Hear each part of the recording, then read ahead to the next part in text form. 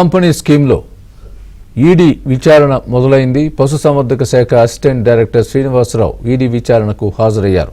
గొర్రెల పంపిణీలో 700 కోట్ల రూపాయల అవినీతి జరిగిందంటూ ఏసీబీ కేసు నమోదు చేసింది. గతంలో పలువురిని అరెస్ట్ చేసి రిమాండ్కు తరలించింది. ఏసీబీ కేసు ఆధారంగా ఈడీ ఈసీఐఆర్ నమోదు చేసింది.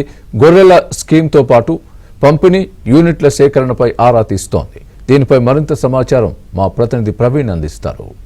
ప్రవీణ్, గొర్రెల పంపిణీ స్కీమ్లో ఇప్పటికే స్కామ్ జరిగిందని ఏసీబీ అధికారులు ఎఫ్ఐఆర్ నమోదు చేసి ఇన్వెస్టిగేషన్లో కూడా చాలా అంశాలను బయటపెట్టడం జరిగింది. అయితే ఏసీబీ నమోదు చేసినటువంటి ఎఫ్ఐఆర్ను ఆధారంగా చేసుకుని ప్రస్తుతం ఈడీ అధికారులు కూడా పూర్తి స్థాయిలో దర్యాప్తు కొనసాగిస్తున్నారు. ఏసీబీ ఎఫ్ఐఆర్ను ఆధారంగా చేసుకుని ఈడీ అధికారులు కూడా ఈసీఐఆర్ నమోదు చేసి ఇన్వెస్టిగేషన్ కూడా కొనసాగిస్తున్నటువంటి పరిస్థితి కనపడుతుంది.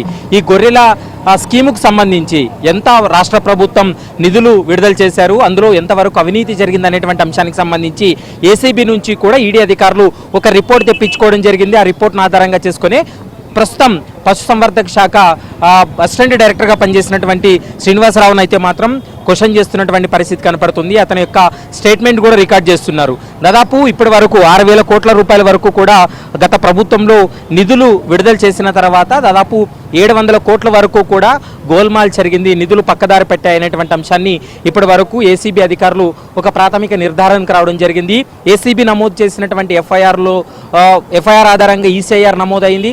మరోవైపు ఏసీబీ ఇప్పటికే ఈ కేసులో చాలా మందిని అరెస్ట్ చేసి జైలుకు కూడా పంపించినటువంటి పరిస్థితి కనపడుతుంది. ఇందులో బినామీలుగా ఉన్నటువంటి వ్యక్తుల యొక్క పాత్రకు సంబంధించి కూడా పూర్తి స్థాయిలో కూడా ఆరా తీస్తున్నటువంటి సందర్భం కనపడుతుంది. మరోవైపు ఇందులో ముఖ్యంగా దళారులుగా ఉన్నటువంటి మొయినుద్దీన్ కావచ్చు, ఇక్రముద్దీన్, వీరిద్దరూ కూడా ఇంకా ఏసీబీ కూడా దొరకనటువంటి పరిస్థితి. వీరిద్దరూ పరారీలో ఉన్నారు. వారి కోసం ఎల్ఓసి కూడా జారీ చేసినటువంటి సందర్భం కనపడుతుంది. మరోవైపు ఈ కేసులో అయితే మాత్రం దాదాపు 700 కోట్ల రూపాయల వరకు కూడా నిధులు దారి మళ్ళాయనేటువంటి అంశానికి సంబంధించి ప్రస్తుతం ఏసీబీ ఒక నివేదిక ఇవ్వడం జరిగింది. ఆ నివేదికను ఆధారంగా చేసుకొని ఈడీ అధికారులు కూడా రంగంలోకి దిగడం జరిగింది. ఈడీ ప్రస్తుతం అయితే మాత్రం ఇందులో మనీ లాండరింగ్ కోణం ఏమైనా ఉందన్న వాటిపైన పూర్తి స్థాయిలో ప్రశ్నిస్తూ ఉన్నారు. మరోవైపు ఈ కేసుకు సంబంధించి పశుసంవర్ధక శాఖ అసిస్టెంట్ డైరెక్టర్ శ్రీనివాసరావు అతని యొక్క స్టేట్మెంట్ రికార్డు తర్వాత ఈ కేసులో మరికొంతమందిని కూడా విచారించేటువంటి అవకాశం అయితే కనపడుతుంది. మరికొంతమందికి నోటీసులు ఇచ్చేటువంటి అవకాశాలు అయితే కనబడుతున్నాయి.